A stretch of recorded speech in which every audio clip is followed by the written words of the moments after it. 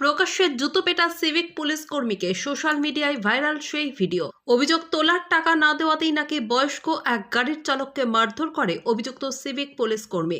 এরপরই চলে জুতোপেটা। বিজেপির দাবি, এটা দুর্গাপুরের বুদবুদের ১৯ নম্বর জাতীয় সড়কের ঘটনা। ঠিক নয় এই কাজ, পাল্টা প্রতিক্রিয়া তৃণমূল নেতৃত্বের। সিভিক পুলিশের বিরুদ্ধে দাদাগিরির অভিযোগ, তোলার টাকা না দেওয়াতে পণ্যবাহী গাড়ির এক বয়স্ক চালককে মেরে মাথা ফাটিয়ে দেওয়ার অভিযোগ সিভিক পুলিশ কর্মীর বিরুদ্ধে। প্রকাশ্যে সিভিক পুলিশ কর্মীকে জুতোপেটা করল আহত ওই গাড়ির চালক। একযোগে সিভিক পুলিশ কর্মীর এই দাদাগিরির বিরুদ্ধে রুখে দাঁড়ালো বাকি গাড়ির চালকেরা। সোশ্যাল মিডিয়ায় ভাইরাল সেই ভিডিও। দুর্গাপুরের বুদবুদের ১৯ নম্বর জাতীয় সড়কের বুদবুদের কাছে এই ঘটনা। ব্যাপক উত্তেজনা ছড়িয়ে পড়ে এই ঘটনাকে কেন্দ্র করে। বিজেপি নেতা রমন শর্মার অভিযোগ, এই হচ্ছে পুলিশের হাল, যদিও ব্যবস্থা গ্রহণ হবে বলে জানিয়েছে তৃণমূল নেতৃত্ব। দেখুন, অত্যন্ত লজ্জাজনক এবং নিজেকে ছোট বলে মনে হচ্ছে পশ্চিমবঙ্গবাসী হিসাবে। যে ধরনের আর পুলিশি অত্যাচার এক এক করে ভিডিও অতীতে আমাদের সামনে এসছে। রাস্তার উপরে প্রকাশ্যে সিভিকদের পয়সা নিতে দেখা গেছে। আমরা দক্ষিণবঙ্গতে একটা বাস অ্যাক্সিডেন্ট হয়েছিল, সেই দৃশ্যও দেখেছিলাম, শুধু এই পুলিশের অত্যাচার এবং টাকা তোলার জন্যে। আর অপরদিকে মানুষও নিরাপত্তা পাচ্ছে না। এই যে অরাজক পরিস্থিতি পশ্চিমবঙ্গের, একটা ভয়াবহ পরিস্থিতি, এবং এই পরিস্থিতির জন্য সম্পূর্ণভাবে দায়ী এই রাজ্যের যিনি স্বরাষ্ট্রমন্ত্রী, এই রাজ্যের যিনি মুখ্যমন্ত্রী। পুলিশ দেখুন, কোর্ট তো দফায় দফায় বলেছে যে তারা শুধু আর ট্রাফিক কন্ট্রোলের কাজ করবে, অথচ তাদেরকে হাইওয়েতে লাগিয়ে দেওয়া হচ্ছে।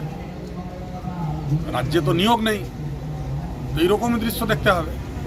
আর অতীতে তো পুলিশকে বিভিন্ন জায়গায় টাকা তুলতে দেখা গিয়েছে। বিভিন্ন সময় রাজ্যের বিরোধী দলনেতা শুভেন্দু অধিকারীও সামাজিক মাধ্যমে এগুলো পোস্ট করেছেন, পুলিশ টাকা তুলছে, সিভিকরা টাকা তুলছে। বলার কিচ্ছু নেই। পশ্চিমবঙ্গবাসী হিসাবে নিজেকে খুব ছোট মনে হচ্ছে, এও মনে হচ্ছে। আপনার নাম? আমার নাম রমন শর্মা।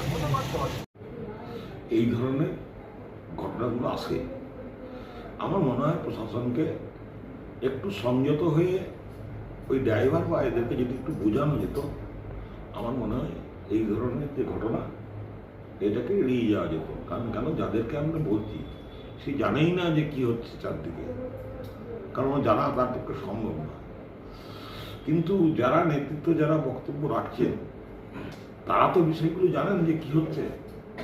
তাই তাদেরকে বলবো, সমালোচনা করার আগে জানবেন।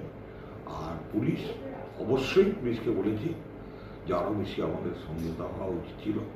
এবং আমরা আগামী দিনেও, কারণ এই দুর্গোৎসবের সময় একদিকে বৃষ্টি, প্রচুর বৃষ্টি, তারপরে একদিকে এই পুজোর উদ্যোক্তারা যেভাবে করছে, জানি না আগামী কটা দিনও সেই পুজোর প্যান্ডেলে যারা রয়েছেন উদ্যোক্তা, তারা সেই সাধারণ মানুষের জন্য যে সারা বছর যে পরিশ্রমটা করে, আদৌ সেই মানুষরা প্যান্ডেলে এসে সেই আনন্দটা উপভোগ করতে পারবেন কিনা।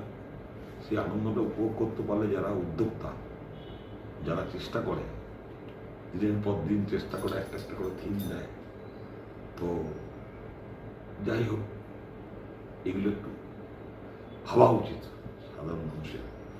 আর প্রচুর অসংগঠিত শ্রমিক আছে এই পুজোর উপরে, শুধু বৃষ্টি হচ্ছে তা নয়, তাদের পেট চলে। একটা প্যান্ডেল করতে গেলে, একটা প্যান্ডেলের যে করতে গেলে কত অসংগঠিত শ্রমিক এর মধ্যে যুক্ত, আমার মনে হয় তাদের কোনো ধ্যান ধারণা নেই।